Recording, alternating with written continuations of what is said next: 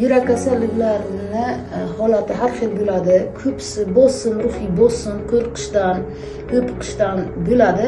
Ana shunda yurak qolibidan chiqib ketadi, yurak yorilishi bo'ladi, yurak qolibidan chiqqan payti yoki yurak bir tomonlama ichkaridan kengayishi bo'ladi.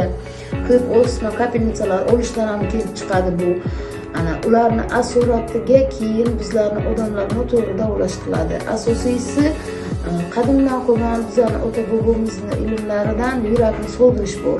Yurakni qolibiga solgandan keyin emlanishi mumkin. U ham boshlang'ich pog'onada, boshlang'ich stadiyada. Uni 2 xil va 3 xil tushish holati bor. Ikkinchi hol tushishi og'ir holat hisoblanadi. Uje odamni yotoqli qilgan bo'ladi, og'ir belga ham tushgan bo'ladi. Beliga va tizza oyoqni tovoniga tushgan bo'ladi og'riq. Yuragi aritmiya bo'ladi, tez urishi bo'ladi, qara bosishi bo'ladi, har narsadan qo'rqish bo'ladi, holatlarda bosh aylanish bo'ladi asosiysi. Buni odamlar boradi, operatsiya qiladi. Operatsiya asoratli o'tsa agar ko'p yashamay vafot etadi.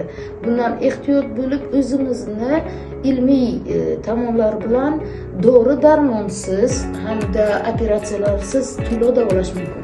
Yurak kasalligini yana bir og'ir turi o'tkazib yuborilgan bo'lsa, o'sha 40 kun ichida ruhiy bosim bo'lgan bo'lsa, kuchli holatda odam qo'rqinchdan, yurak yorilishidan vafot etishi mumkin. Bunda kuchli og'riqlar tizza va tovongacha kirib borgan bo'ladi.